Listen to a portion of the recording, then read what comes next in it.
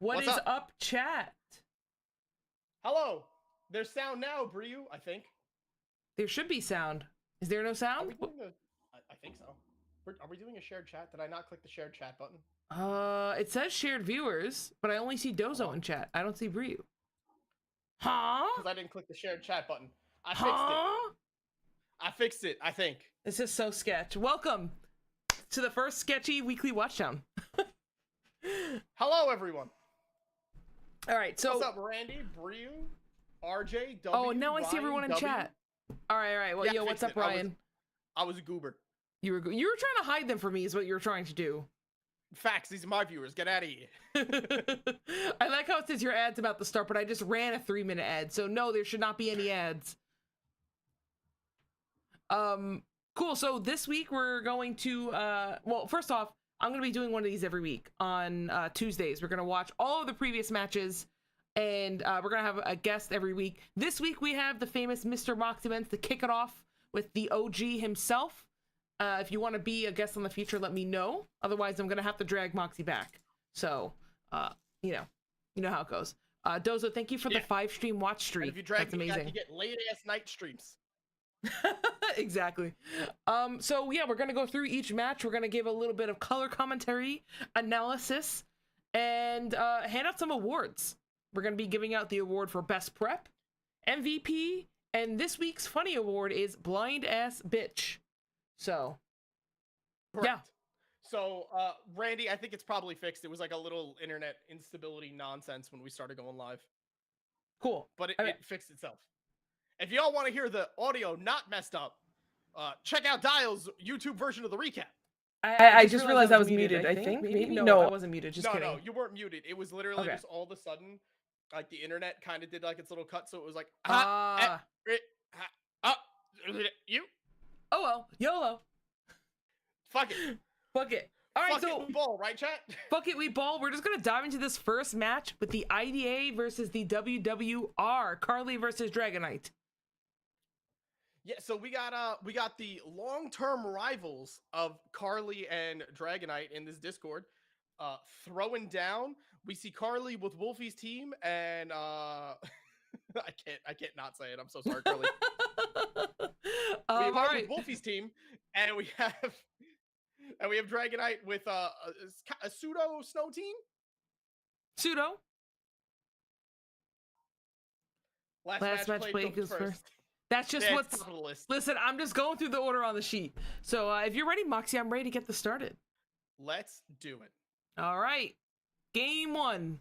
Carly versus Dragonite. So we see Dragonite leading out with Titan and Thwacky going against all these Incin and Wiggles, the Toadscruel. So we see the faster fake out coming out. Do we see another fake out coming out? We do, leading this turn to be a whole bunch of, there's a covert cloak. And we get a Spore going off into the Titan slot. That is a great start to the turn. We see an Acid Spray going into Thwacky.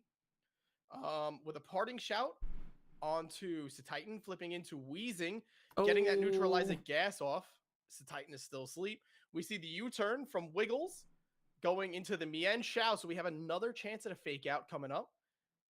We see another switch out into Thwacky with a Rage Powder. The one-turn wake up into an Icicle crash. Wiggles is out of here.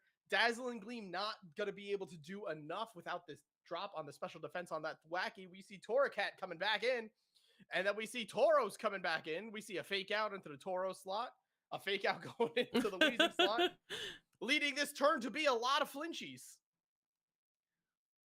So Titan is coming back to do some craziness. We see Protect out on the Torracat. Flare Blitz into the Wheezing. Wheezing getting off that Dazzling Gleam, doing good damage into the Tauros. 47% is crazy. Yeah. Neutralizing gas coming out. The Intimidate's hitting both sides of the field. And Corviknight use that Corviknight.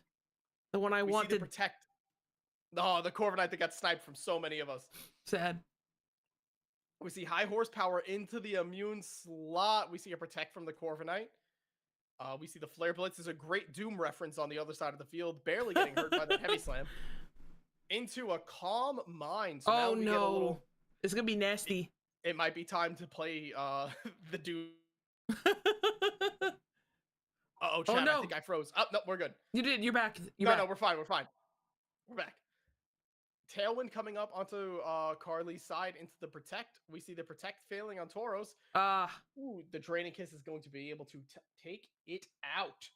All right, so we're 1-1 here on deaths. So it is kind of a close match, but I'm curious to see what this Alcremie can do. Calm my Alcremie. Usually I see Decorate Alcremie.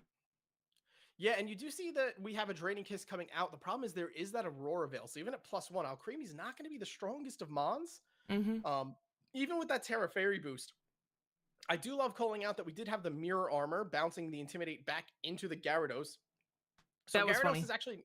Ooh, we see the Decorate going on to Corviknight. So Corviknight is up and ready. Oh, that's going to be a nasty bird. Oh, yeah. Caw-caw! Does it have a steel move, though? Because we've only seen Brave Bird on it. We do see it getting faked out again into another Blizzard.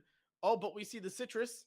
Another Calm Mind setup, though. I think Carly is realizing that she needs more setup if she's going to deal with that Aurora Veil, especially on the turn that the snow goes down. Back in.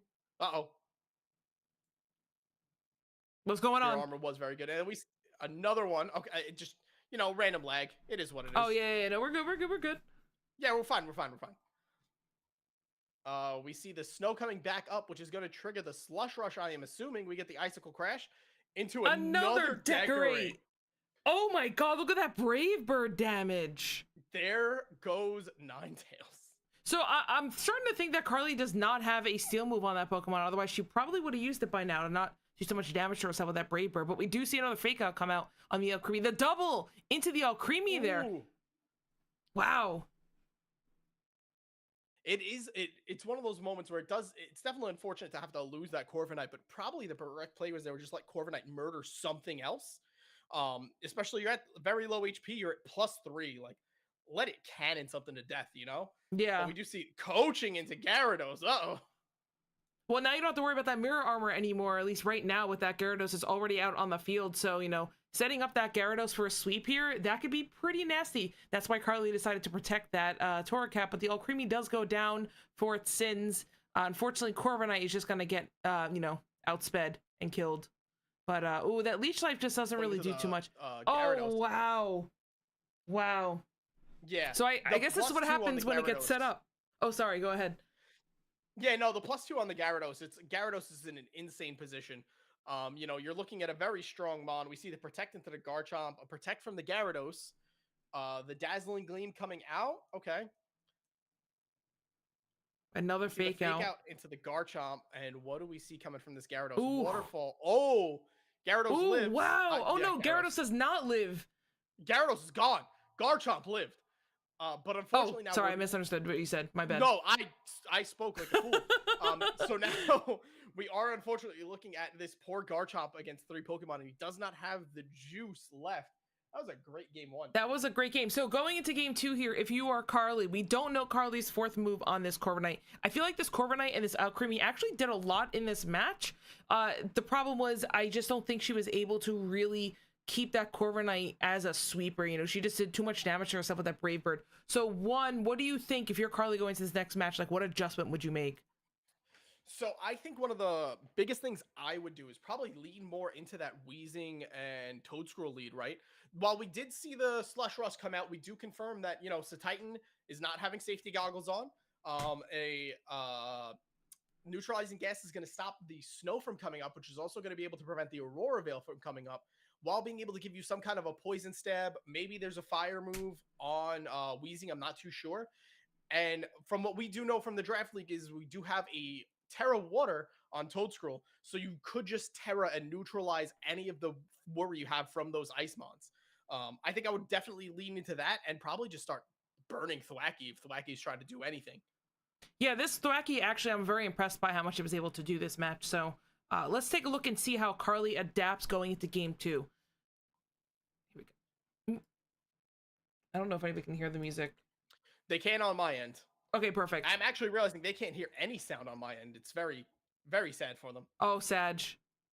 All right, so we start off here. We're going to have that Corviknight lead off on turn 1 with the Torracat. So now we get 2 fake out pressure, and the Corviknight does not have to worry about any intimidates as well. So It's a pretty safe lead from both of them. We do get the quick swap, though, into Tauros, who is going to pressure this Corviknight with that fire typing. This is the fire fighting Tauros. So Carly's going to have to be careful here, but she's not afraid. Bringing in that all creamy here. Moxie, you take the mic. Yeah, we do see the Alcremie coming in. Tauros at -2 off the rip. It's not really going to be a threat. It's probably free to set up the Decorate onto it. We see a Will-O-Wisp. It is no longer free to set up the Decorate onto this Cacao. We've got to make sure that we take care of that Tauros if you're not already faster, which I don't believe we are. Oh my gosh, that Heavy Slam doing so much more damage to Rip and Tear. We see going down to 17% with a Calm Mind set up. Unfortunately, it's not going to have enough survival for that Calm Mind, and the burn on Cacao means that Brave Bird is unfortunately not going to pick up. Sorry, I was trying to fix the audio source there, but that did not work. Nope. You are fine. We see Thwackey coming in. We do see the swap into the Weezing. Weezing, unfortunately, eating that Heavy Slam and losing so much of its health. We see Tailwind coming out from Cacao. So now everyone is faster. Unfortunately, the damage outputters really heavily affected. The Protect coming on from Weezing, but the fake out read going into Cacao. Ooh. And let's see, does Dragonite capitalize? He goes for the high horsepower into Weezing. So Cacao is still on the field. Again, though, that burn is really, really hurting what Corviknight is able to do. We do see a Flamethrower going into Satitan. Satitan eating it up, only taking 50%. Brave Bird to Thwackey, again, with that burn, man. It's just eating it. We do get a little HP back thanks to the Citrus Berry, but the high horsepower will knock out the Weezing, returning everyone's abilities. Here comes the Grassy Terrain. The U-turn from Thwackey. Who will be bringing it into? Into Tauros. Again, that Mirror Armor, though, is going to bring Tauros to -1. I don't think Dragonite cares about the Mirror Armor. Dragonite's just ready to kill. Yeah. But there comes another Intimidate, bringing Tauros to -2. And there is the Protect that he has to go into. I'm assuming there comes the Fake Out into Thwackey. What does Cacao go for? Brave Bird into the Protect. Unfortunately, that is the last turn of Tailwind. And we're going to see Corviknight, again, that chip coming in from both the Brave Bird and, Terra Bug. But the chip coming in from both Brave Bird and Burn is going to be very hard. We read the Protect into the Fake Out. Flare Blitz, we see another Protect. Doing enough to take out the Thwackey.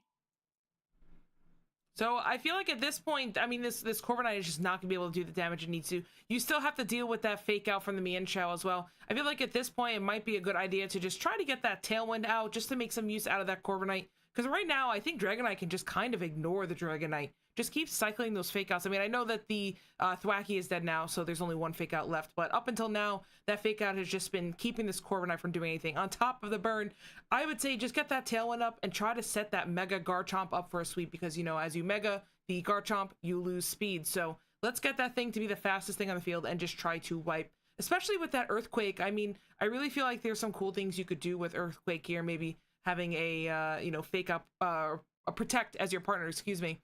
And just try to make something happen here. But it looks like Carly read my mind. She just decided to Mega that Garchomp.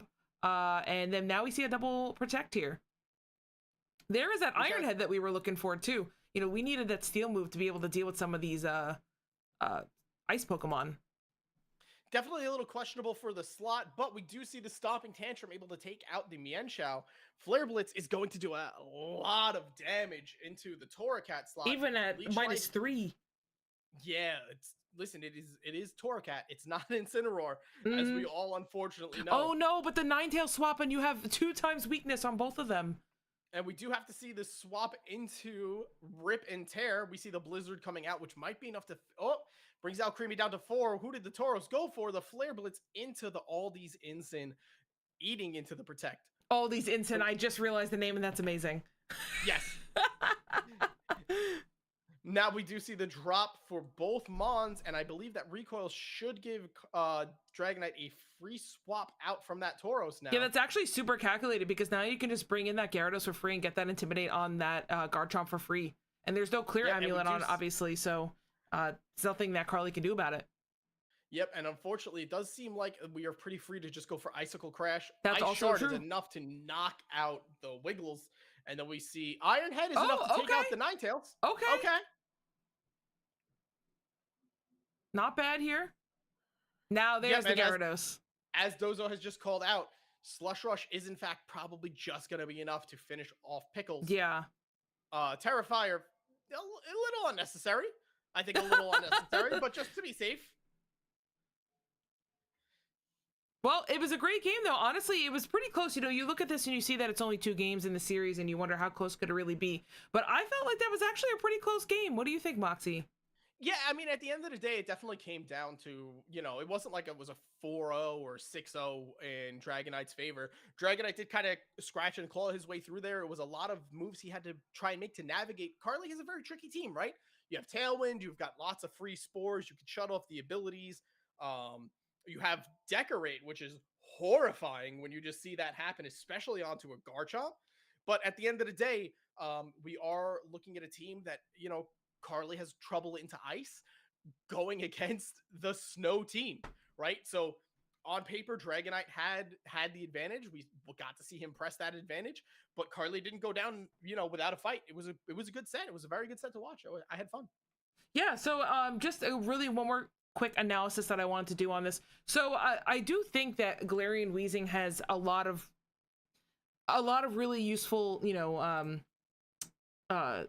angles that it could have been like. I think it could have been utilized a little bit better in this match. I guess if you were bringing that Weezing, how do you think you could have used it a little bit better to try to set up that Corviknight or that Garchomp? Do you think it would be just to try to shut off those Intimidates, or do you think that Galarian Weezing is just not great in this matchup? I think it's definitely hard, right? You have a lot of pressure from Dragonite in the form of, you know, a lot of ground moves. You know, there's a lot of ground moves. Nothing that's really like standing out as weak to Fairy coming out of Dragonite's team either. So I think I think at this point, looking at it, I think Weezing should have just been the bot to come in and just shut off abilities, and you should have just let Toedscruel start firing off spores, especially because it looks like the only true option that Dragonite had into that was Thwackey. I think that's the only mon we saw that was immune to that spore coming out. I think Terra Water into Spore Spam, I think just puts in all of the work. Especially because you would have had Acid Spray. We did see Carly reveal the Acid Spray from the Toedscruel. So I think an Acid Spray, and I believe we saw Flamethrower from Weezing, could have just knocked Thwackey out of the game, and then the fake out pressure is gone, you know? Yeah. Yeah, trying to deal with the double fake out pressure, I think, was a huge problem for Carly. But regardless, great games, and I think it's time to give some awards out. What do you think? Sure.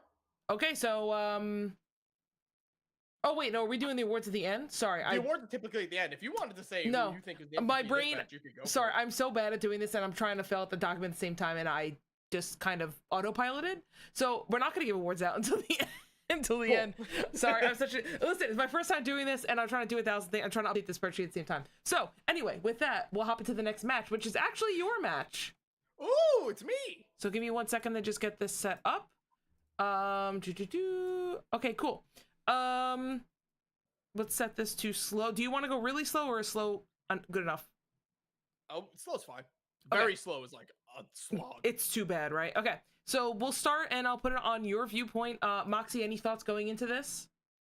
Shay's team is scary. Shay has one of the best teams in the league. I was horrified. I was like, uh-oh. Especially the aura. The aura was horrifying. And I do think Shay, on paper, had a very strong matchup into my team. So I figured, okay, we got to be a little crafty here. And instead, what I did was not be crafty. Yeah, I have to say really quick, I happen to find that Shay's team, Shay's probably my favorite team in the league. I think there's a lot of really cool things Shay can do with it, especially with that Mega Lucario. So let's see how Shay decides to take on your Mega Aggron.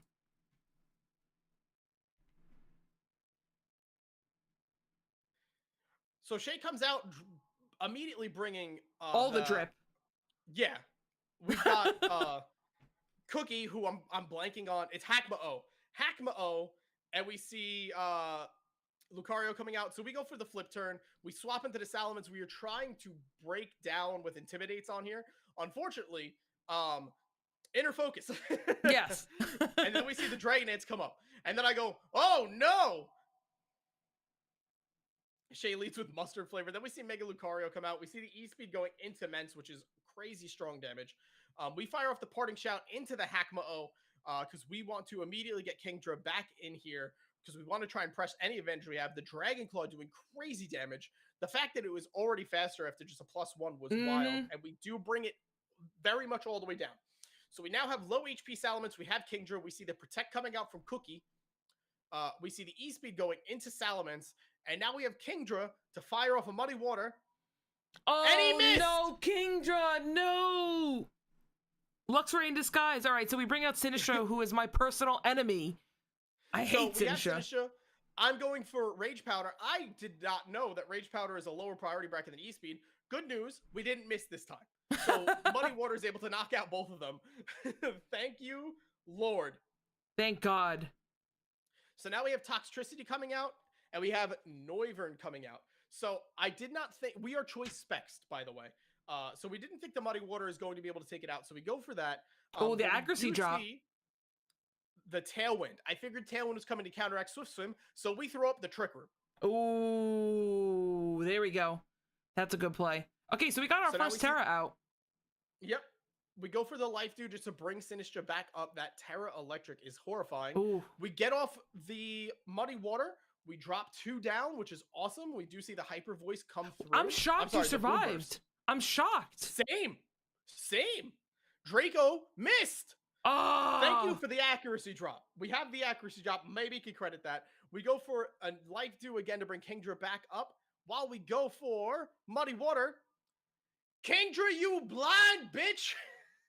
Oh we see the air slash coming into the King. Of damage. We do go for a Life Dew spam again. We are trying to keep Kingdra alive. We go for the Muddy Water one more time. We miss. And we see Sludge Bomb hit Sinistra. Oh no! The air slash Not the air slash miss. No. Thank God for the minus. Dude, Muddy Water OP. Muddy Water is so good. We see another Protect. We see the Muddy Water finally hit. We do get out Grafai of Trick Room, which we are hoping we can then set up the Rain. But then we see Farigiraf come out. We are afraid to set it up. We go for the Endeavor to bring him all of the way down. Oh, and then we go for close. our own Muddy Water. You got another accuracy drop. Oh. We got another. My camera. I think Moxie's just lagging a little bit. I think so. But it's okay. It's all good. Yeah, we're fine. So then we do see Shay is down to there's the Aggron. His last 2 mons. Aggron is here. Aggron can Mega. Dude, shiny Zoroark, by the way, looks sick. Brutal. So what I'm horrified about in this specific scenario is Hisuian Zoroark, right? Is immune to everything that Grafai can do. So I never want to get myself in a situation that Hisuian Zoroark you're right. is just a one-on-one with Grafai there. Because my Grafai cannot hit it. Its only attacking move was Endeavor. Wow. Okay, so we need to make sure you set yourself in an endgame where it's not Grafai. Yes. Grafai's Endeavor is great, but we have to make sure that we don't get down to that slot where it is just Grafai trying to do the most. Perfect. But we are able to clinch it, seal it up, thanks to Aggron and Blazy King. Okay, so going into game 2 now, from your perspective, you know, you obviously won this first game. How do you expect Shay to adjust, and then how do you adjust to it? Are you going to take the angle of forcing Shay to find the answer and prove it to you, or are you going to try to like read a change Shay's going to make? So I'm going to lead off. I'm going to try and switch it up because I assume Shay, Shay is not a bad player by any stretch of the imagination. We saw Shay want to lead out with Hakamo and Lucario. Yes, with Hakamo and Lucario. So we want to make sure that we're able to do everything that we can to keep our mons there, right? So I think now, because we saw that he was leading off with 2 physical attackers, my plan is we'll lead Aggron Blaziken, and we will try and go with some shenanigans. Sure. All right, let's dive into game 2. Let me swap the viewpoint. Here we go. Dial trying to get as much info for the match. No, I promise I'm not overthinking it that much. So we do see that same lead, right? So we see Blaziken and Mega Aggron. We see Mega Lucario coming out. We go, okay, great. We can fire off this coaching. We'll be fine. And then we get hit by Extra Sensory. Okay. So I would like to point out, through this whole time, I think that is Hackma-O. I never learned. Oh, you're right. I forgot about the Zoroark, dude. Oh, I always forget about the Zoroark. I always forget about the Zoroark. We want to try and pull. We want to try and pull it, and we go for the body press into Savior. We see Hackma-O coming back out. We go for the Rage Powder again, and then we see the Reflect coming on. I believe this time, we went for the Heavy Slam, trying to get in more damage. Now we're like, okay, we got to switch out. The Reflect is up. We are a physical attacker. We will bring in the Mence. We see the Protect coming out from the Hackma-O, and we go for the Machigacha. Okay, burn. We do get some. We do get a little bit of damage off. No burn. Psychic Terrain is here. I'm pooping my pants. Mega Lucario is back. You got the crit! Yo, Salamence came to the rescue. It was Zoroark! It was Zoroark! The crit didn't matter. I didn't get rid of the Mega Lucario. And then Machigacha missed. My brain is exploding right now. Winnie! Now Noivern comes out. So now we are Draco Meteor Bait where you're letting Salamence go down. Sinistra is still up. We go out for the Machigacha. We need to let Salamence die. We could not sit there with Salamence standing up. Expanding Force comes out. We eat our Citrus Berry. Now, we see that Noivern is at -2. My game plan is ignore Noivern. He cannot hurt Mega Aggron anymore. We get for the Life Dew. We bring Mega Aggron back up. We bring Sinistra back up. We're going to see the Expanding Force come out. Thanks to the Life Dew, we're in good ranges. We don't get flinched. We're able to Heavy Slam and knock out Farigiraf. Nice. Okay. Then we have Toxtricity coming back out. Now, we see the Air Slash coming out. I am currently... Because the Trick Room in front of Shay's Tailwind last time, Shay is not going to click Tailwind while Sinistra is there. We were able to get off the high horsepower. We were able to knock out Boom Burster. Hackma-O makes sense. Now, Grafaiai. We see... sorry, guys. I am lagging. We see Rain Dance coming out because we want to make sure that we have set up our fast end game. Dragon Dance. We go for the Heavy Slam into Hackma-O. We do decent damage. But Dragon Cheer went out. In comes the Mega Lucario. We see the Protect. We tried to knock out the Hackma-O again. We went for a Protect. We went for a Parting Shout to try to lower the Hackma-O. Hackma-O protected. So now we don't lower anything. Now there's a Mega Lucario here. We switch out into Kingdra because we need something to go on. We now get the Parting Shout off into the Lucario. We switch back. We get Mega Aggron. That was a fast Grafaiai, actually. Oh, he's so fast. We see the crit coming out into Mega Aggron. Doesn't do much. Oh, the Psych Up. Literally clenched so tight. Oh my. Muddy Water comes out. Muddy Water saves the day. Kingdra finally decided to land a move. Oh my god. That's insane. Dude, that was a sweep setup right there. That I would have lost. You would have lost. We would have lost. We bring back Grafaiai. We fire off. There's a Terra Ghost. I believe we went for that. Draco Meteor goes into Grafaiai. Grafaiai is still alive.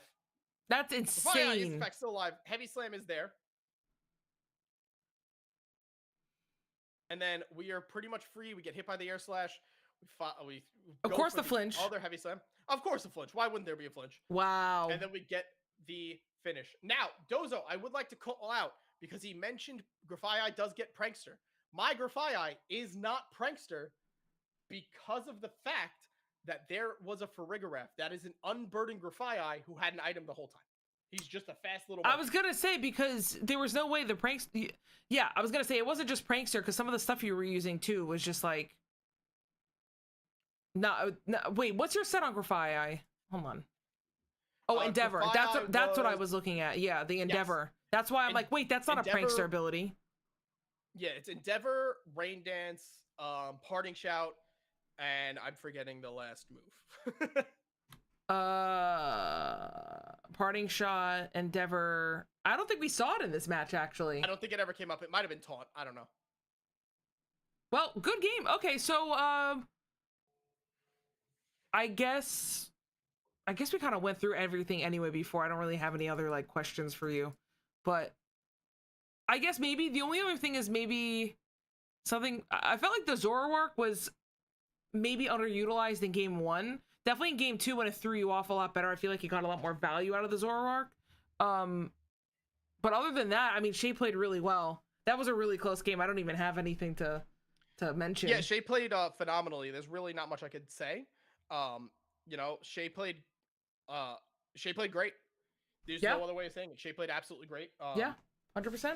We definitely got a little bit lucky when we threw out that muddy water at the end and it didn't miss. Thank God. Sorry, I'm just setting up for the next one. But also, Whitney, we love having you here. I appreciate your 3 stream watch streak. Thank you. Which I think is also the last amount of streaks that I went for. Anything else you want to say before we hop into the next match? Go Long Island Dials. Woo! Oh God. Okay. I don't know about that. All right. So this one was my match. I will say this going into this. So I did recognize early on that Cleavor was going to be a huge problem for my entire team. I literally did not have a single answer for it. So even though it looks like I didn't really prep super well for it, that's because I Whitney with the couldn't. Gifty. I'm sorry. Thank you, let's Whitney. go. You're the best. Let's go. So going into this, I kind of knew this was going to be the problem. My only thought was maybe like Rhydon could kind of deal with it. I knew Rhydon going into this match, Rhydon was going to actually be like the most important Pokemon. And Infernape to an extent too. I was really 5-heading too much trying to set the Alakazam up in the late game when I think I should have just played with my brain off a little bit more and actually side-spammed a little bit more. But anyway, we'll hop into this match against Orange here. I won't be as good at color commentating as Moxie, but I can at least go through some of my thought process here. So we opened up here. This was like a very obvious, like, oh, I'm just going to hit side spam and back off. But I realized I would get nothing if he just targeted me. So that's why I swapped into the Sylveon, because I can't kill the Mimikyu before it gets Trick Room up. I don't have Taunt, and I had to get the Disguise. So I did hit that to break the Disguise at the Psychic, knowing that was going to happen. So I think that was probably my best play in that scenario. I don't know at this point that this Cleavor is actually Scarfed, which I probably should have recognized, given the fact that it's just so fast. But I don't think I had enough information at this point in the match to know that. Keeping the Indeedee in here, I think, was a mistake. I don't think I really should have just sacked it, because obviously he was going to attack it. So that was a mistake. I wish I swapped the Rhydon in a little bit earlier, which then would have scared out the Cleavor, I think. Also going into this, I said to myself, I'm probably going to have to Terra either Rhydon or Infernape to win this. So I kind of tunneled a little bit on only Terraing those, although I don't know if that was always my best option. But going into this really quick, sorry, I do have to pause it for this one thing. You'll never see it in these games, but I actually had Yawn on the Sylveon, and this is one of the times I wish I yawned, and I didn't. Because I specifically put Yawn on here to deal with Trick Room. I knew I had to find ways to slow down Trick Room and just waste turns, because I knew I wasn't gonna be able to stop it. So anyway, that was a mistake. I wish I yawned on this turn to force that Ursaluna out. Now we're gonna see what happens when I don't yawn. But yeah, so anyway, the Metachan comes in here. We have one more turn of Trick Room. I'm just gonna protect stall it. I think it was a little obvious that I was going to protect on that, so it was easy for, I believe he doubles into me. Oh no, that he swapped on that turn. I don't remember what happens next, but yeah, so I'm kind of in a weird position where like now Trick Room's over and I can't I don't have Tailwind or I don't have Alakazam on the field. This was pretty bad. I did commit to the Terra fighting here because I had to make a call whether or not he was going to go Terra Ghost or not on that Ursaluna. He is Terra Ghost, so I had to make the call. Looking back at this, that was a wasted Terra. I really did not need to Terra that. I also had to make the call of whether or not he was going to use a Psychic move in that. It was kind of a really difficult turn for me. So then I swap in the Illumise here to try to get that Tailwind up. Illumise is just like super squishy. Unfortunately, I lost Sylveon there to a Gigaton Hammer. I just kind of blinked that this thing was Steel. That was a really huge misplay on my end. I really needed to not lose Sylveon because I needed it to deal with Trick Room. So Infernape here, I was like, oh yeah, dark move, haha. And then I forgot that like I'm not dark stab on it. So I probably should have just acrobatics, which was, again, if I didn't Terra the Rhydon here, I could have just Terra flying that and acrobatics and potentially killed that. I didn't calc it, to be honest with you. But yeah, and then at this point, it just kind of started falling apart because even though I had Tailwind, I did not get up Alakazam to be able to actually do any damage. I was kind of waiting for like a free turn to swap that in. Truth be told is when you see how much damage this thing does, I like really kicked myself when I realized I should have just done better. I mean, this Alakazam just hurts. Like, honestly, this Alakazam just does so much damage. So at this point in the match, I'm like, I definitely made a lot of misplays, and obviously Orange also played very well. That's not me discounting Orange by any means. It was I definitely see things that I could do better. And then Alakazam's just gonna one-shot everything, because why not? Even though you know, Medicham is part psychic, it just one-shots. And then this is when I say, oh, okay. I also didn't know if Mimikyu's disguise reset at any point, so I'm sure Moxie can help me out with that. At this point, if I clicked follow me, I probably would have just destroyed them both, but I'm an idiot and I clicked helping hand instead of follow me because, again, I'm an idiot, and then I just lose. And that was game one. So yeah, if you click follow me there, you would have won. Yeah. So spoiler alert, I did watch your YouTube breakdown of this. And, thank you. One thing that I did want to point out in your prep that you were thinking when you went, well, I can't use like I can't just lead off with Psy Spam because I don't want to run into Medicham and then he's going to resist Expanding Force. He doesn't, because he's half fighting, so he's neutral to it. So he would absolutely be deleted by the Expanding Force, which I think might have been something that was in your head beforehand. I think so, yeah. But the good news is the swap to Sylveon game one did at least get you like the chance to keep you in the spot to come back. Without Imprison to stop the Trick Room, you know, you were just kind of sat there to eat that X Scissor in the face if you didn't click. I definitely should have had Imprison. I definitely should have had Imprison on this Indeedee, for sure. And just as the to answer the question, no, Disguise does not reset. Once it is broken, it is broken. It never resets? It never resets. Okay. Yeah, that was something else. And then also a lot of turns in here too. And I don't feel like pointing out specific turns because I think it's just fairly obvious. I just assumed in my prep with Wide Guard was going to come because he has 2 Wide Guard users. So when I didn't see the 2 Wide Guard users, or at least one of them, I was like, something on this team has Wide Guard that I don't know about. And so I kept having to think about that. Yeah. I remember hearing you go like, this has Wide Guard. I'm like, nothing is Wide Guard. If you go back one turn. Which one? Forward. Here. If once Rhydon died, I think you were in a spot to just run with it. If you would let Rhydon die, agree. Bring in Alakazam, Mega Evolve, swap in Indeedee. I agree. I think that was the right play because I definitely think both of these would have just died. Just straight up. Actually, I think oh yeah, no, he swapped that out. Yeah, it would have just died. Nuked them both. Yeah, I can't believe I missed the follow me angle. I was under so much stress and I just missed it completely. But yeah, you tunneled. It happens. I tunneled. But okay, we're on to game 2. So I realized at this point I need to rely on Alakazam and Indeedee a little bit more. But this time I decided to lead Sylveon and Illumise because I didn't like leading Alakazam into the Mimikyu. I felt like I just had to get forced out every single time. I also kind of assumed Kleavor was going to lead again. So when it didn't lead, I was a little bit thrown off. I got the early Tailwind up.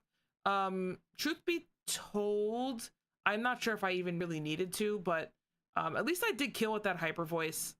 There's the knockoff on the leftovers, which is fine. I don't think that's that big of a deal. The Mimikyu comes in. This is one of my issues as well. I think the Struggle Bug to break the disguise was actually fine. I think I did leave Illumise in the battle a little bit too long. Same with Sylveon. I mean, I have to remember this Tinkerton sitting here, like, this Sylveon's just gonna die, and I cannot Terra my Sylveon. I kind of recognized in this matchup, I cannot I can't Terra anything that's not Rhydon or Infernape, I think.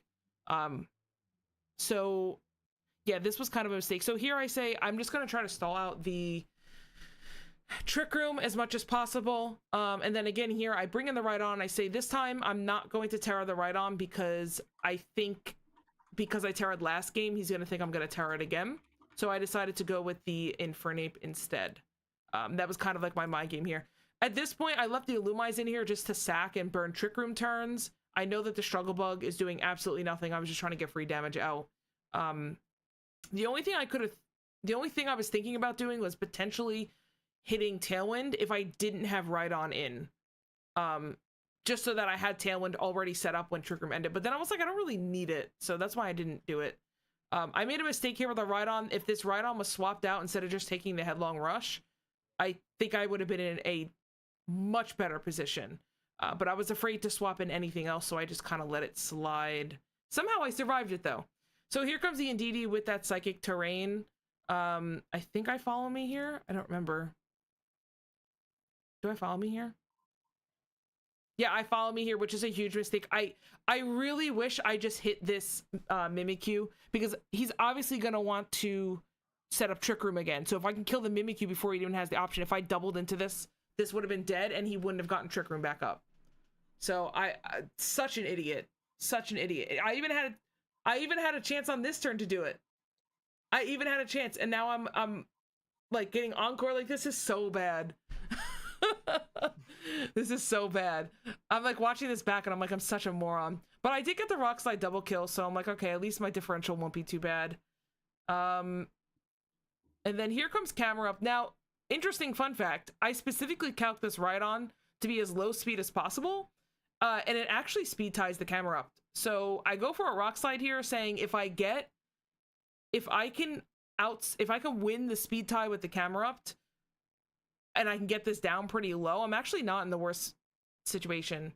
But of course, the follow me into the Heat Wave, obviously, that didn't really work out the way I wanted it to. And then at this point, too, when I didn't have the Indeedee anymore for follow me to protect the Alakazam, I'm like, I think this is kind of Jover. I think I misplayed a lot worse in this second game than I did in the first game. But then, yeah, of course, I fake out into Psychic Terrain because, again, I always forget that Psychic Terrain exists. This is why I don't put fake out on my teams with Psychic Terrain, because this always happens. And then, yeah, then I lost. But, I mean, it was a good game. Orange played really well. I'm just mad at myself for making so many, like, obvious misplays that, like, immediately once I rewatched the match over, I'm like, oh, that was, like, fairly obvious. But, I mean, that's how we get better. Exactly. That's how you get better. You recognize the mistakes, right? I think I don't think you make that fake out mistake if Trick Room's not up, because Showdown does a terrible That's way why of showing Trick Room and Psychic Terrain. I'm just gonna be honest, I still make the mistake on Cart, but like 10% of the time. I always make the mistake on Showdown. Always. Well, yeah, because it's just not in the picture. It doesn't make any sense. So exactly. I get it. I don't think you necessarily played like horrible, right? I think what you said is correct, right? Like you saw your misplays. The Ride-On Rock Slide, right? Yeah. Well, the Ride-On Rock Slide into the Camera Up. This one, the speed tie. This one, or you mean the Rock Slide that got the double? The Rock Slide that before that would have gotten the double. Oh yeah. Stopped, yeah. Yeah, this turn, if I would have Rock Slided, yeah, that was a mistake. Yeah, if you Rock Slided, like there wasn't necessarily a reason to protect the Ride-On, especially if you're going for the follow me. Yeah, because I should have recognized I'm the slowest thing on here. I'm literally the slowest Pokemon on here. So I should have recognized that I'm going to attack first. There was absolutely no reason to protect that turn. Yeah, and like I said, at the end of the day, I think where your team would have been in the better spot is if you just led with the side spam. Yeah. Make them get through that war first, you know what I mean? Yeah, that's true. I think I was just overthinking it too much because of the Cleavor. Thinking like if you just like that Cleavor Mimikyu lead is kind of nasty because like if you do lead that, right? Let me just go back to this first game really quick. And then we'll move on. But like if I do that, right? And I just say, hey, let's go for it. The side spam hits Mimikyu. At this point, I don't know that this is Scarf. So actually I would be hit before this. So even if it wasn't Scarf, I'm not killing this. I don't think I am. And this takes no damage. So no, you're killing him. You're still killing him? You're 1000% killing him. I'd have to calc that then. He's outspeeding you, you're killing him. As the world's foremost Cleavor player, he's dead. Okay, honestly, I don't know much about him, so I just kind of assumed that between the bug and the rock, it would just resist. I know rock doesn't actually resist, but... Yeah, and neither does the bug. He's just dead. Oh, I thought bug... No, bug resists it, doesn't it? Nope. Bug is Oh, I super thought it effective against resisted him. it. Nope, it's just he's dead, gone, Okay. deleted. Well, then that was just a knowledge check then, because I thought it resisted it, and I'm like, even though it hits really hard, I just kind of assumed like it would die. But I guess if that's the case, then it just kind of dies. But Yeah, the only thing is in that position, right? Like he still gets up Trick Room, but Cleavor is dead. well, then I could always then after I kill that, then just swap it to Sylveon, right? Because then Alakazam's only counter is kind of dead, and I could just kind of move forward. But Yeah, also what John said, like right here, you can give them Trick Room, but you take Cleavor. yeah, that's fair. That's fair. Because And I then guess I win that trade's way more beneficial for me than them. Because like you could do that trade and then swap into Rhydon and Sylveon, and now you're living in Trick Room. I was just about to say, yeah, because I built my team specifically to try to stall out that Trick Room. That's why I brought both of those. But good games, Orange. I do have to keep moving on because we still have 3 more matches to get through. But great games. I appreciate the analysis as always. Next, we're going to head into Dondozo versus John with the Staten Island Snorlaxes. Any quick thoughts? I want to know the shenanigans John's planning with Mega Banette. So do I. All right. So, Moxie, take it away. Okay, so we see the leads coming out. We see Mega Gooner and Electabuzz. And we see Shiftry and Banette. So we see Gooner Mega Evolves into Super Gooner. We see the Mega Evolve coming out from the Banette. Fake Out going into the Lopunny. And what do we see this Banette doing? We see a Sunny Day come through. Oh, Lord. Oh, Lord. And Electabuzz goes for the Thunder Wave into the Banette. So we do have Prankster to kind of mitigate any of that speed, but we do see the potential for any kind of shenanigans. We see the Follow Me coming out from the Electabuzz. Weather Ball going into the Electabuzz doing just about half. Power Up Punch into Lopunny, and then we see Poltergeist murdering Electabuzz. That's a dead Electabuzz. Gone. Into the Shadow Realm. We see Talonflame coming out, so we could see a potential for the free Tailwind. We do see the Tailwind coming out. Return going into the Banette, knocking it out thanks to the Scrappy ability. And we see the Weather Ball going into the Lopunny, not able to finish off the Lopunny, but doing a huge chunk of damage. And we see Armor Rouge. Brave Bird goes into Shiftry, bringing it down to Sash. Lopunny goes for the return into the Armor Rouge. Not enough to take it out. Procking the Citrus Berry. Oh, Air the Slash Air goes Slash. into Lopunny. Lopunny is gone. And we see Armor Rouge go for the Trick Room. So we do know that currently, oh, here comes the Golem. I was going to swap in the Sceptiles, strange. Because there was the slowest thing on the field and the Trick Room was the Golem. Doza, why did you swap it to the Sceptile? I mean, I guess it gets outsped by Armor Rouge, or outslowed by Armor Rouge. So we see the Tailwind come out. I like the Golem there, actually. I do like Golem, but I think now we have to wait for your Tailwind to run out. So I think that's exactly why he wound up doing it. Okay, that's fair. That's fair. Dodrio is here. We see the Rock Slide from Rhyperior. Rhyperior is a nastily strong Pokemon. And then the Psychic will knock out Sceptile. Ooh. So the Tailwind is over. And in comes Talonflame and Golem. There's the Terra Dragon. Let's see what Golem can cook up here. Protect from the Talonflame. And Armor Rock Slide into the Rhyperior. Oh no, the crit! Oh, the crit! God. Oh no! I don't know if the crit necessarily matters, but I don't know, but that's just salt in the wound. That's just salt in the wound. Wait, John, did you miss Talonflame twice? That's actually so funny. That's so funny. All right, so if you're Dozo here, how do you adjust going to the next game? And also, yes, Dozo, I was scared Armor Rouge was carrying Energy Ball. Okay, that's actually very fair. I didn't consider that. That wasn't me making fun of you. That was just more of like, I'm confused. But that makes sense. So, yeah, so, Moxie, what do you think going into this next match if you're Dozo? I think you definitely need to be prepared for the Trick Room, right? So you probably don't want to set up the Tailwind off a rip.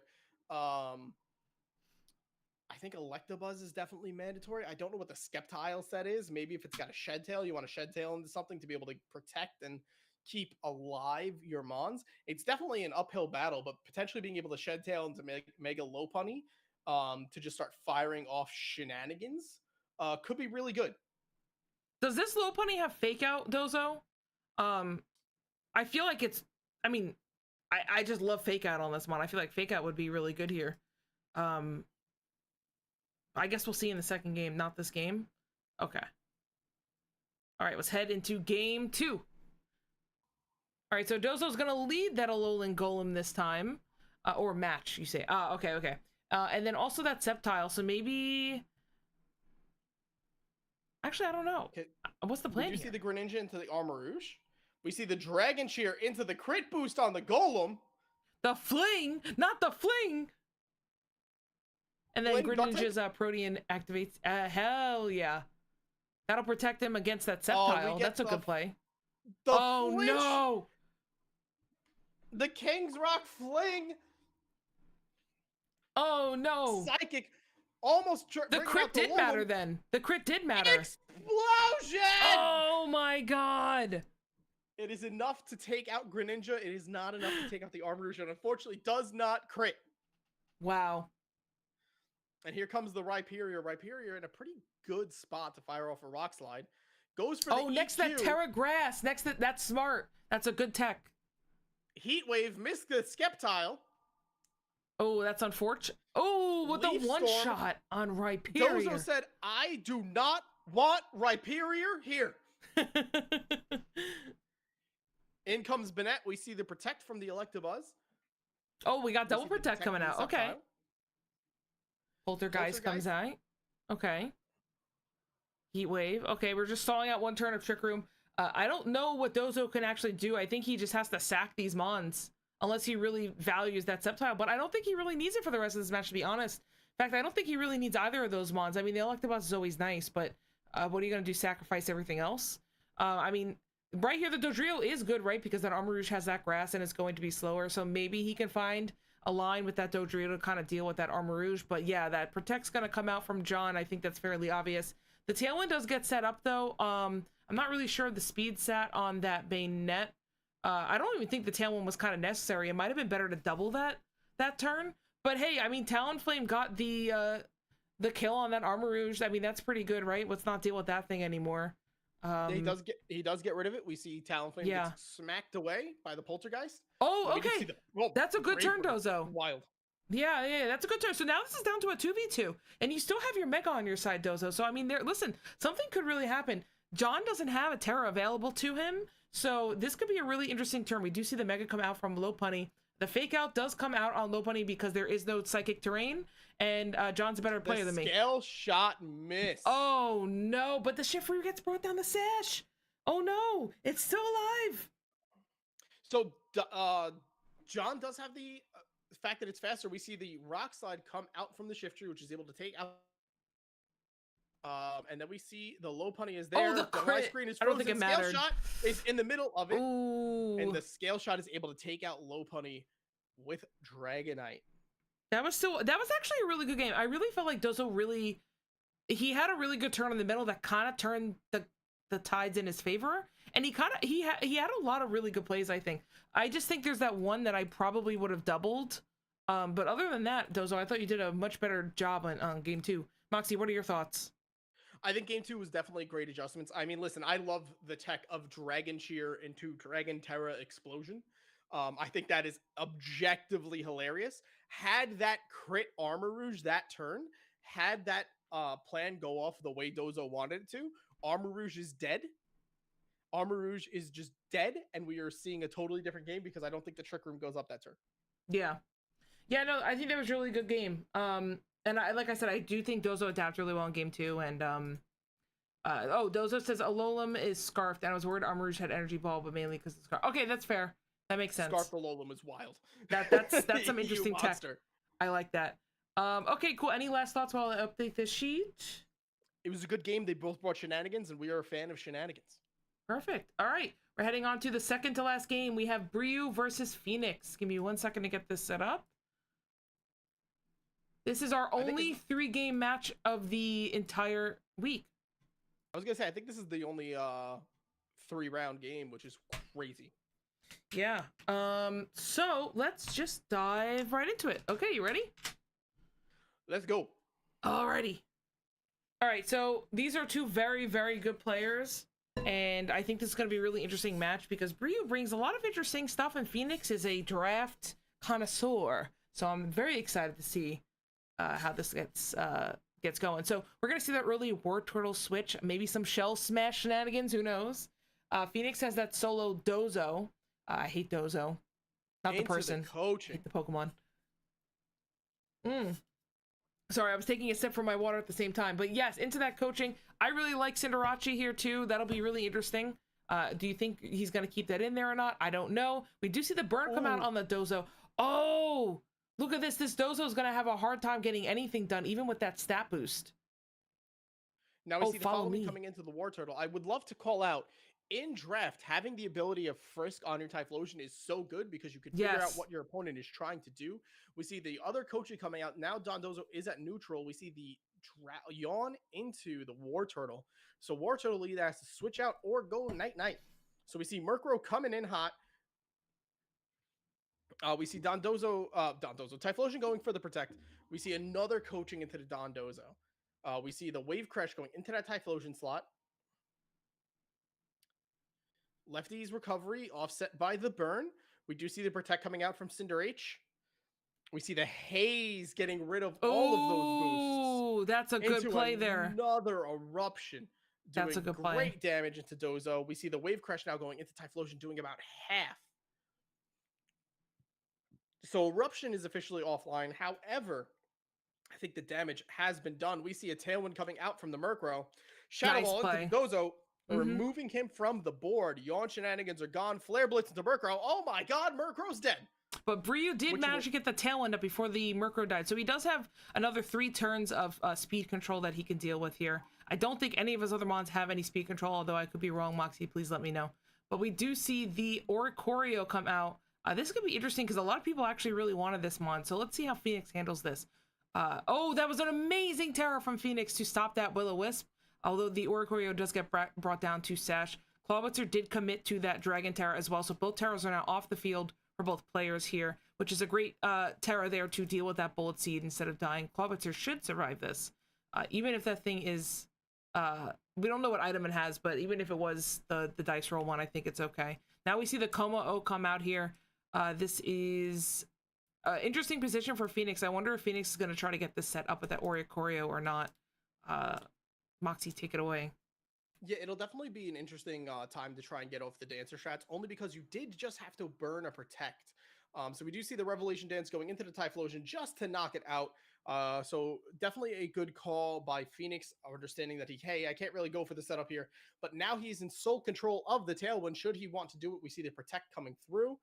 And do we see the Clangorious Soul? But we see the Fake Out going into the Como-O, getting the flinch off. Do we see an Ice Beam? We see a Dragon Pulse. That's good tech. By that Mega Launcher, knocking out that's good. The Como-O. And now we are down to the last 3 mons on Phoenix squad. We have Turtle coming out. We swap into the Metagross. We see the Revelation Dance going into that slot. Metagross is able to eat that, only taking 30%. We do see the Bullet Seed going into the Clawitzer. Barring any crit, I do believe Clawitzer just makes it out of this. Yes, and he does. This Clawitzer so good. With the Water Pulse into the Turtle, knocking it out. And now that will bring him down from the Life Orb. Now it is Metagross versus the Mawile. We see Doug Trio coming up, getting the trap. We see War Turtle being switched back in. We got our first Mega of the game. Mega Sucker Punch fails. Earthquake coming through, doing huge damage to that Mawile, which is an incredible threat. The Tailwind is back up, but now we do have access to Fake Out. We do see the Protect coming through. Follow me. Can I just say this Oricorio has been on 1% for the last 5 turns? Oricorio is just doing a live lord. Best. Oricorio is doing its Pokemon TCG Champions impression. Yeah, so now we're finally getting out our second Mega of the game. We have that Mega Metagross. He did choose to Protect, and then we have the Sucker Punch coming up, but failing because of that Protect. And Doug Trio is going to survive the Air Slash. I wonder what attacks the Doug Trio has. Okay, so it looks like he only has that Earthquake right now. He's probably Scarfed or Banded, considering the fact that we've only seen that. And oh, never mind, he And there's the protected. protect. He's Just not scarfed kidding. nor He's banded. not scarfed or banded, so I take that back. I'm an idiot. But you know what? Don't blame me for thinking that. The flinch came out. Dude, this Oricorio is putting in so much work. Oh, the ally switch. Wow, revealing that tech in this game one. What a great, great idea. What a crazy first game, Moxie. Wild. I would also like to state that I could definitely feel the PTSD of Ryu when he saw that flinch come out, and he was definitely sitting there going, "Oh no, the hacks are back.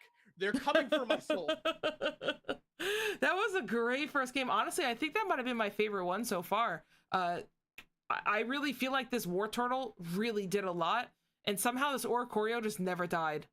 That's amazing. Clawwitzer also did a lot. This Terra type dragon, he really positioned that very well, I think. Yeah, so something to never forget is Clawitzer is an incredibly powerful mon. Do not sleep on this little shrimp, okay? Because that claw is ready to come for your soul. Aside from the fact that it's going to boost every pulse move, right? So Dragon Pulse gets buffed, Water Pulse gets buffed, Dark Pulse gets buffed. Should Bryu want to take that route, I believe I said this in the preseason, but should he use Heal Pulse? Heal Pulse would be buffed to give 75% of the target's health back instead of 50. Jeez. That's nasty. That's nasty. Well, let's see how Phoenix adapts for game 2. All right, so we're going to lead off with Metagross this time, Metagross War Turtle. So there's actually a lot of cool things that can happen this turn. We have the opponent taking out that Oricorio again and that Torterra. So Metagross has to watch out for the ground moves from the Torterra, especially if there's an Earthquake. But we're just going to see that Fake Out come out instead. No EQ this turn. And that Psychic Feigns, wow, that did 70% to the Torterra. That's huge. Oh, now we see the Terra Dragon on the War Turtle. Wow, how amazing. Well, the follow me, we see the Tailwind coming up. I'm assuming we see another Bullet Seed. I don't believe with the set that Phoenix has, we're going to see a Shell Smash. I guess not. We're just going to see that Bullet Seed. But now the Torterra has...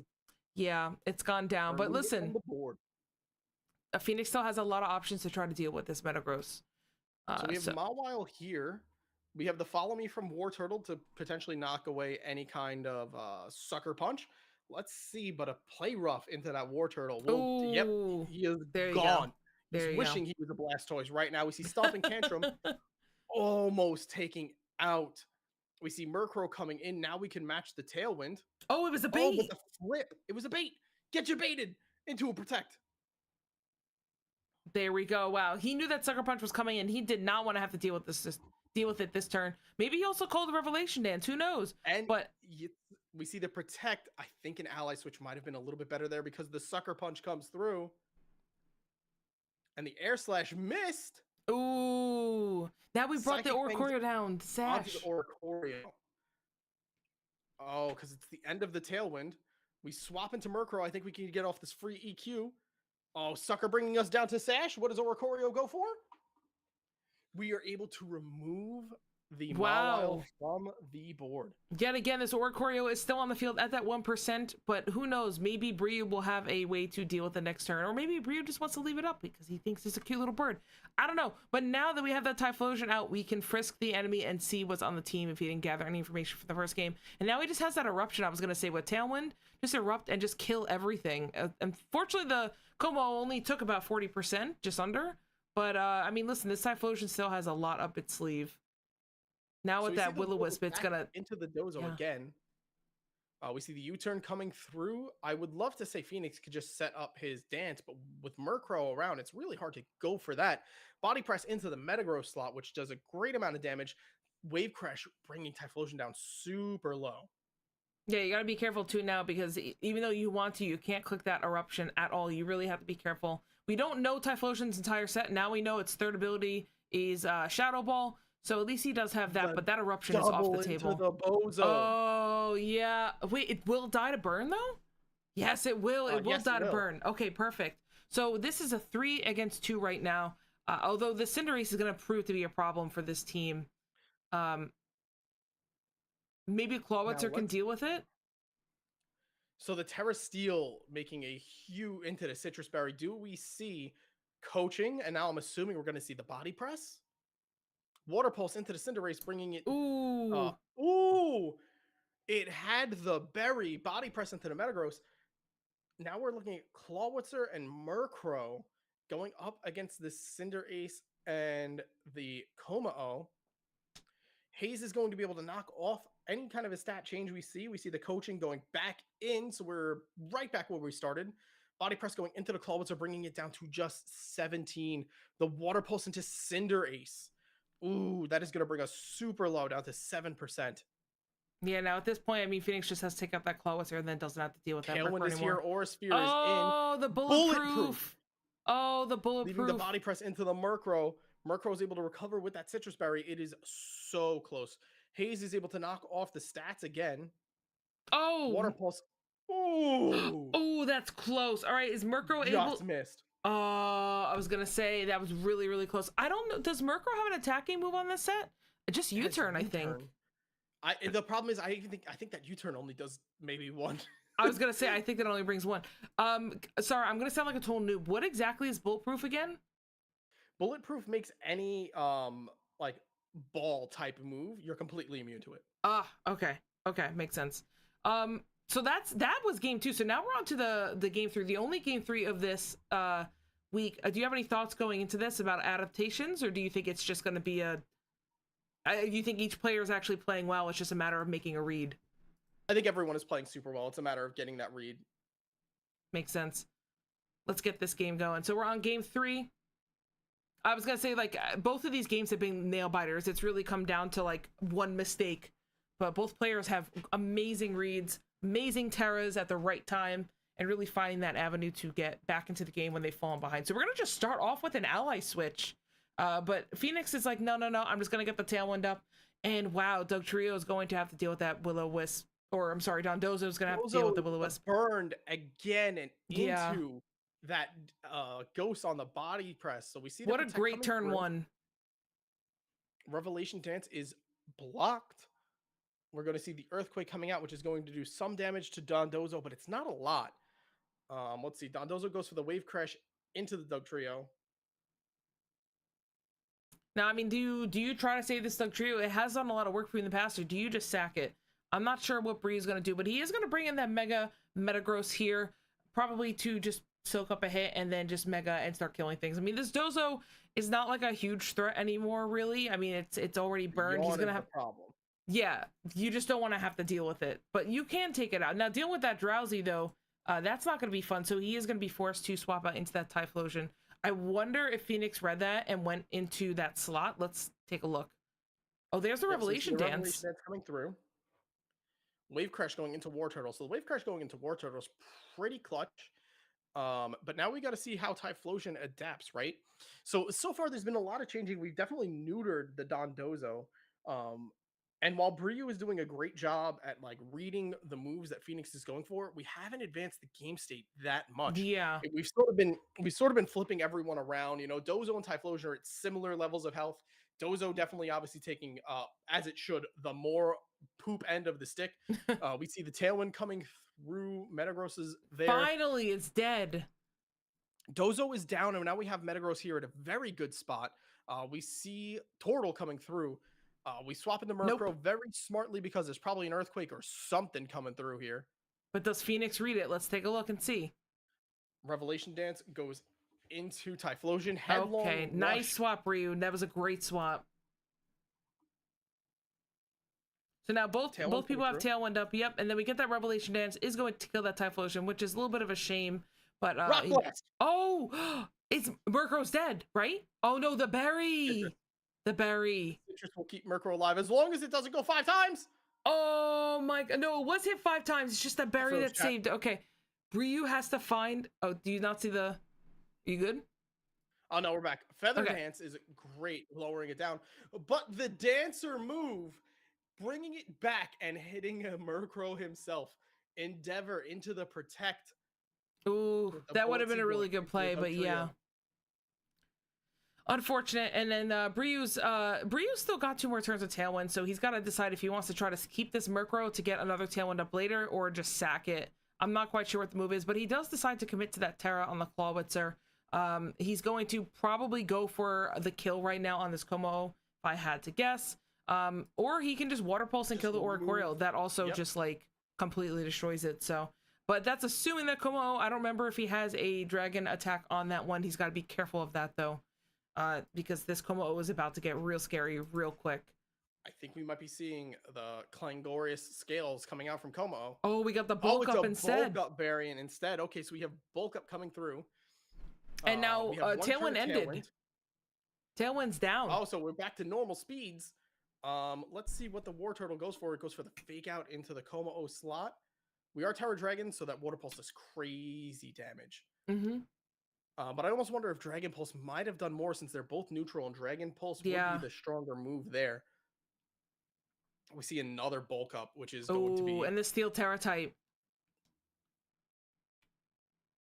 So we haven't seen the Metagross Mega yet. He's holding that for the right time to be able to use that ability. Yeah, because you definitely don't want to burn it before you can. The problem is Metagross is definitely not in a great spot. Yeah. The problem Bryu's facing as it stands right now is Bryu is looking at his 2 damage dealers that are left into 2 Mons that are just ready to deal with them. Yeah. Especially with that Mawile. Yeah, with the drop of... We are able to probably get our Haze off and maybe fire off an Earthquake if we have it. But the Sucker is huge damage. Stomping Tantrum, which is not going to be able to do enough. That's unfortunate. And the Body Press will take out Metagross.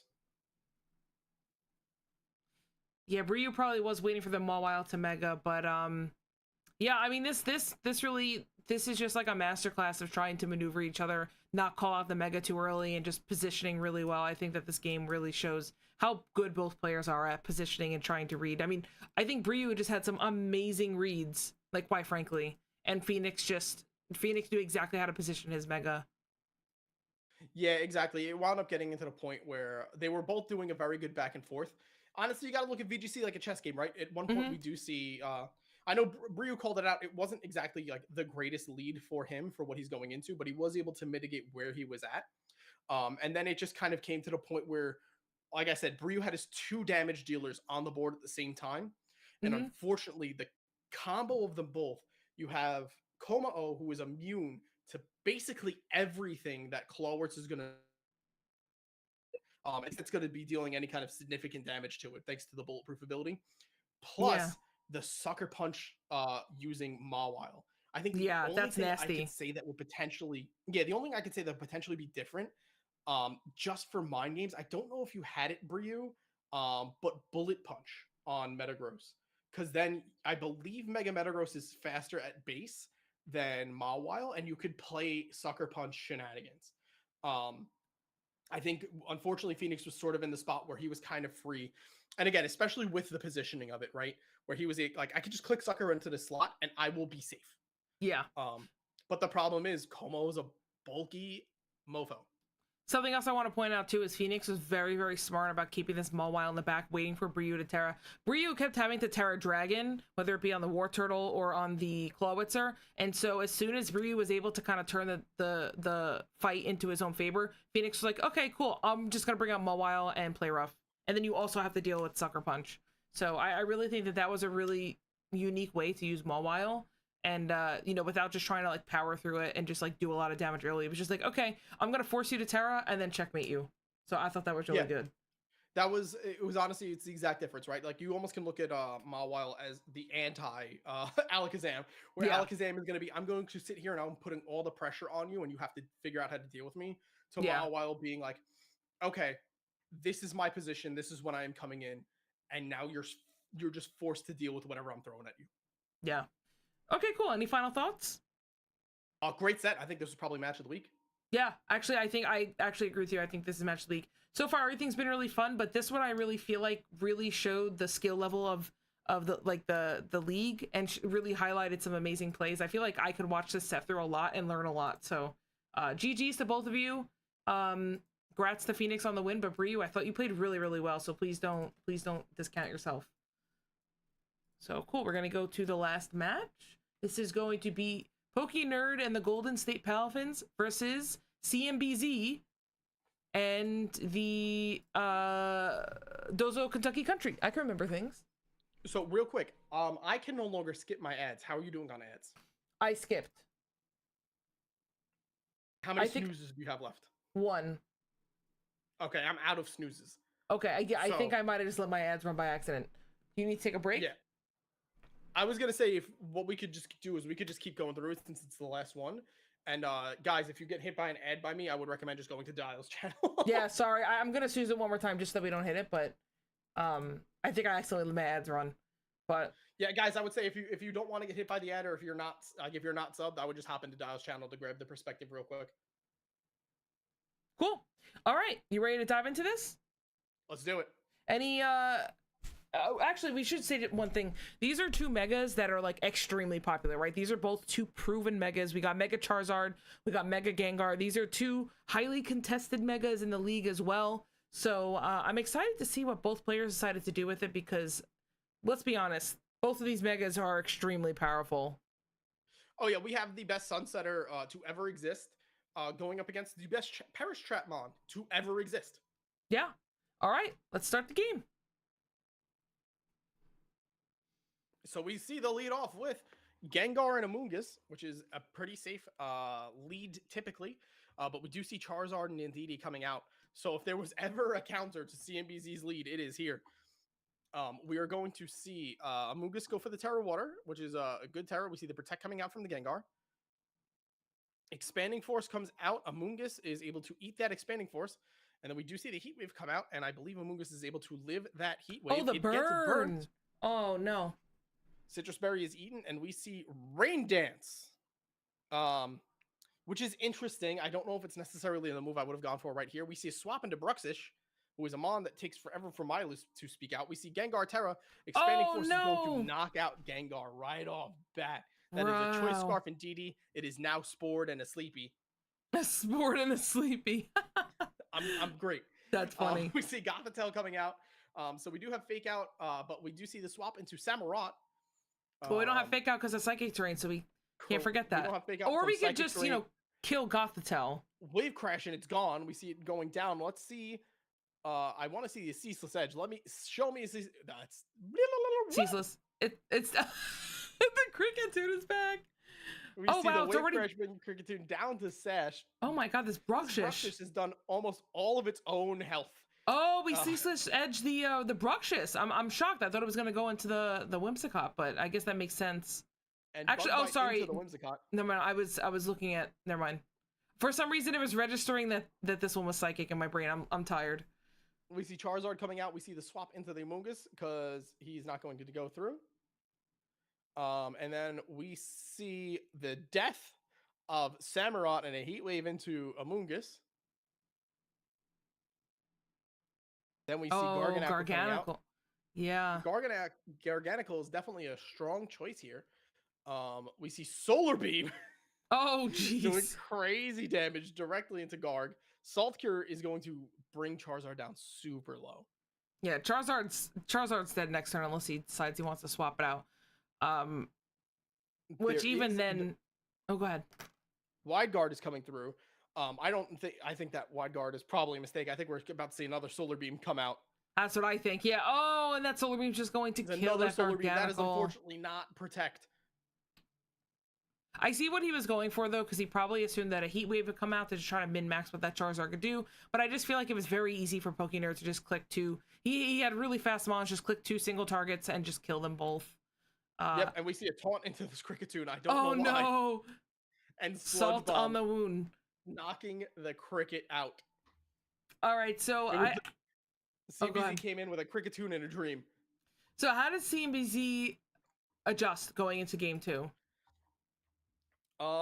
Let's see. I think we need to see you gotta deal with that that spam from Indeedee, right? Like you can't you get outspeed with your Gengar. Gengar is the main strat, so you have to deal with I think you probably have to lead out with Garg. I'm not sure what Garg's Terra is. But I think you have to lead out with Garg. You have to Terra and Wide Guard with Gengar there, or you have to bring a Amoonguss back and Terra and Wide Guard and try putting DD to sleep. So Garg is Terra Dragon, But I'm wondering, like, do Also, you? Oh, go ahead. Garg is great then. I was gonna say, so like you could just lead Garg, right, and just Terra. And what if you also just lead Samurott, right? Because like you're gonna be immune to any Indeedee shenanigans, and if Indeedee's not out, then you can just swap it if you feel the need to. Yeah, I think the problem is that damn solar beam. Yeah, So I I think know. unironically, you have to lead Garg and Cricketune Oh God, because Cricketune got a sash. I think that's you just have to lead true. Garg and Cricketune. I think you have to Salt Cure and then Wide Guard. Like, Well, let's see what CMBZ does. All right, so we got that Gengar lead and the Amoonguss lead. So he's running it back. I believe that's what he led last game with. yeah, So we're going same lead. CMBZ sees something that we don't. So let's see what he decides to do here. Oh, he's going to just immediately swap out to that Gothitelle. Okay, makes sense. He's going to Mega... Gengar Terras again. Terras, Megas again. I wonder, are we going to protect here or... No! No! No, Gengar CMBZ! goes down. No, that's a shame. I would have really liked to see what this Gengar could do if it just didn't get one shot by that. But I mean, the game's not over yet. So he does decide to go with that Terra Dragon. So that is something that we discussed, right? Is deciding to go with that Terra Dragon to help deal with some of this Charizard. And there we see the power Craziness. of that Terra Dragon going into that Solar Beam. We do see the Psychic going on to the Charizard, and I'm assuming we're going to see the Salt Cure here. Ooh, okay. So we did take that out. Both Megas are now down. So now we are kind of free to just spam Wide Guard. Executor is here. I'm very curious to see what we get. We do see swap into Amoonguss, Terra Psychic. We see the Wide Guard come out. Indeedee is stuck with the Expanding Force, so Indeedee's not going to be able to do anything. And we see another Expanding Force. So CMBZ is in a great spot here. I assume we could probably just click Wide Guard again and fire off a Spore into the Indeedee. Oh, the swap into Lilligant. Unfortunately, Lilligant will not care, but we didn't go for Wide Guard, so let's see what the play was. Salt Cure the Salt Cure. Okay. And the Spore did go okay. into the Lilligant, which, again, it will ignore. That now, was the a good problem read. is this Lilligant could call Triple Axle. And if it has Triple Axle, it has Ice Spinner, which is crazy strong damage. We do get rid of... Oh, that was a great call. That was great. Executor for the win. And you self get rid of the terrain. So now you save yourself from the Wide Guard. But we have double Salt Cure up. Samurott is here. Samurott is not going to be able to outspeed. We see the Wide Guard coming through. Unfortunately, the Wide Guard's not going to be doing much. Close combat is going to murder Samurott. Oh, no. Yeah, and that Expanding Force again. Finish off Garg now that it is no longer spread. Salt Cure is going to chip out at the Mons. Cricketune and a Dream. Cricketune, a Dream, and Gothitelle. Well, I mean, there's no... I was going to say, maybe you can get a fake out, unless you think he's going to swap in Indeedee. Maybe it's just safer. Cricketune got a kill. Yeah, okay. Cricketune got a kill. Listen, it is more than I predicted it would Cricketune do. MVP. The poison! Oh, no, the poison. Oh, I feel so bad for CMBZ here. Just another thing that's going wrong. Knock out the Executor. I'm assuming we're just going to see Indeedee coming right back in. And that Bruxish is just going to sweep. I like that we both cannot pronounce Bruxish properly. Bruxish. I cannot say it. I just give up. Bruxish. Yeah, me too. Bruxish. But I mean, listen, that was still a good game. You know, it kind of stinks.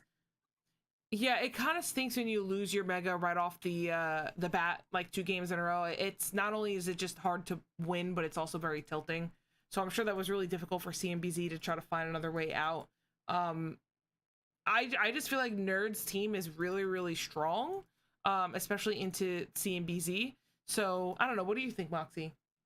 I think it's exactly that, right? You're looking at a combination of Psy Spam and Solar Spam, with both Mons being able to set themselves up. It's definitely an uphill battle. Like I said, I think the only out was for CMBZ to potentially do Wide Guard and just start burning Terras to fire off Spores. Like there's not like, what else are you really going to be able to? Yeah. I mean, you're just really you're between a rock and a hard place. It's a rough matchup for him. The play is just, you got to deal with Scarf and Indeedee. And then you have to move on to Charizard. If you're able to break through that, you maybe have a fighting chance. But losing Gengar turn 1 is both games is so rough because you lose your heaviest hitter. Yeah, I think CBZ really needed to try to pressure early with either Cricketune or Samurai. I do like the lead that you gave the Garganical Cricketune, maybe committing that Terra to the Garganical, and then having that Samurai in the back, maybe trying to make a cheeky call of if they're going to just try to Expanding Force and go through it anyway, maybe you just swap in the Samurai and just negate half of the Expanding Force and then threaten that Indeedee. Because we also know at this point, right, the Indeedee's scarfed, right? I don't think it protected. I think it just kept spamming it. So at that point, I think you say to yourself, okay, I just have to force this thing out. Otherwise, it's not going to do damage into my Darkmon. I don't know. Let me take a quick look and see. Gothitelle also had a Dark Terra type, so that was something else that could potentially help. Sorry, I have to, fastest ban in the West on that. Thanks, Bria.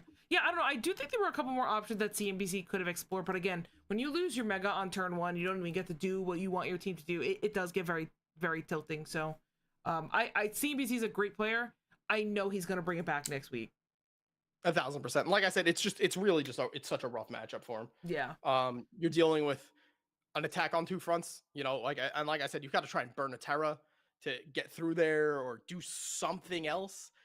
Either way, it's like if you make it through those first couple of turns, it's just hard. Yeah. All right, cool. So let's just take a quick look at the standings real quick. So ignore Moxie playing his second game for the week. For week 2. You didn't see that. Yeah, but otherwise the record should be up to date, although I am a little confused about some of the losses still not showing up. But either way, we have Moxie in first place. I think he was in first place regardless due to the differential anyway. Then we have PokeNerd, the game we just watched, in second. And we have Orange Steve in third with the Miami Heat Moors. So those are our top 3. If you're in the league, obviously you guys can, check this out at any point. But yeah, I mean, we're off to a really interesting start. Lots of cool games coming up. Lots of cool matches. Do you want to hand out some awards? Yeah, let's do it. Cool. So let's start with best prep.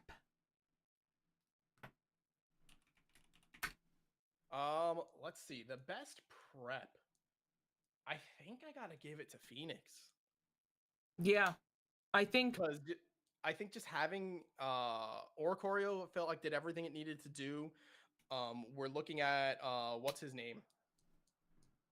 I also really liked Como. I liked Como. I also really did like Bryu's prep for that match as well. I know Bryu didn't win, so I think we might have to give it to Phoenix because he did win. But I felt like both of them had top tier prep. I honestly I might have to slightly give it to Bryu. I just thought the way he used the War Turtle and his Terras was very, very clever. Yeah, but I mean, I'm down to give it to Bryu because, like I said, both of them prepared crazy well for that match. Yeah, and I also have we have chat saying Bryu as well, so I'm down to give Bryu the prep of the week. If you are, Bryu it is. Cool, but not to discount Phoenix because I thought Phoenix's prep was also fantastic. Yeah. Okay, cool. So MVP. There's a couple of MVPs, I think. I think Indeedee gets a crazy shout out. Indeedee gets one. That match. I thought Clawitzer too, but I don't want to give. I feel bad giving two awards back to back. Yeah, because I think Clawitzer did crazy strong. Yeah, Clawitzer did. Oricorio was a monster. Oricorio, actually, maybe Oricorio actually, because not only that, it was a Live Lord. That thing was at 1% for how many turns? And it got a lot of those revelations off. I think MVP gotta go to a winner. Yeah, I think Oricorio. Yeah, honestly, I think with the logic that we probably should give it to a winner, I think it just has to go to Indeedee. The Mon carried the game itself. That's fine with me. Like, I'm down with that. That's where my head, it's hard for me to dispute it, right? That's true. No, it is true. It really did carry that game really well. That was GSP, right? Yeah. Okay, cool. And that's Indeedee male. Let me just signify that. And then cool. So our funny one for the week is blind ass bitch. Which I think is I think we will let the chat decide who was the blinder bitch. Kingdra or what was it? John's Rhyperior who kept fucking missing. Yeah, vote in the chat. John's Rhyperior or Moxie's Kingdra. Now keep in mind though, Moxie's Kingdra, even though it did miss, also carried. Oh, it's armor. Oh god, that Kingdra was crazy. Like, Oh, that's it was the thing. Armor. The Kingdra came in clutch, but so did Armor. They were both blind, but when they hit, it mattered. So what about the Rhyperior then? I guess Rhyperior didn't miss, and I was just an idiot. Oh, okay.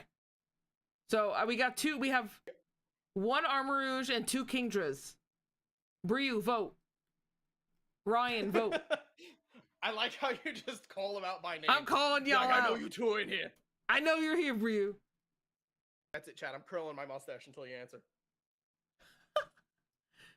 Just type it in the chat. Kingdra. Okay, it looks like Kingdra won. All right, so that will go to the New York Fighting Breloom for Kingdra. Okay, cool. So Kingdra, you blind ass bitch. Oh, and then are we doing best match, or are we just leaving it with these three? I mean, best match is Phoenix and Bryu. We don't even talk. Everybody That's knows fair. it was them. Yeah, no, that was definitely the best match for sure. Sorry, holding cranky baby. That's okay. I'm just being cranky because I'm tired. But yeah, great matches this week, guys. I'm really excited to see next week's matches. I think a highlight of it is going to be AWA versus Staten Island Snorlaxes, because Phoenix and John, I mean, Phoenix is just really, really good at draft, and John loves building like really weird stuff. So I'm actually really excited for this match because I think it's going to be a test between two GOATs.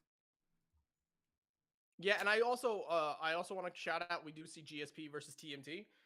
Right, we have what is probably the most impressive squash match from last week coming out of the Palafins, going up against Bryu, who is, again, I honestly, I think Bryu Sleeper has the best draft team in the league. Bryu? Yeah, I think. Yeah, I agree with that. There's so much upfront power coming out of the Palafins, but I think Bryu top to bottom just has this crazy strong roster where he's going to be able to plug and play what he needs. I completely agree. I do feel like Bryu's team has so much depth to all the Pokemon that he drafted that he can do a completely different strat week to week and still win. Yeah, 100%. I could see Bryu making it to the finals, honestly, if he doesn't win the whole thing. So, yeah, I'm excited. I mean, this week I'm playing Shay. I'm excited because I think Shay's team has that aura. That's going to be a fun one. I haven't even started prepping for that one, I'm going to be honest. But yeah, I just want to thank everybody for tuning in. We'll be back next Tuesday, same time, maybe 8:39. We'll be doing one of these every single week. If anybody wants to be on and be the guest, just DM me. If not, I'm going to have to drag Moxie back. Or I'll do it myself. Yeah. You guys got to let me know because I'm usually sleepy, like I am right now. Yeah. So we're going to end the stream. But yeah, if you missed any part of it, the VOD will be up on my YouTube and also on my Twitch. So, yeah. All right. Thanks, guys. Cool. Night, everybody.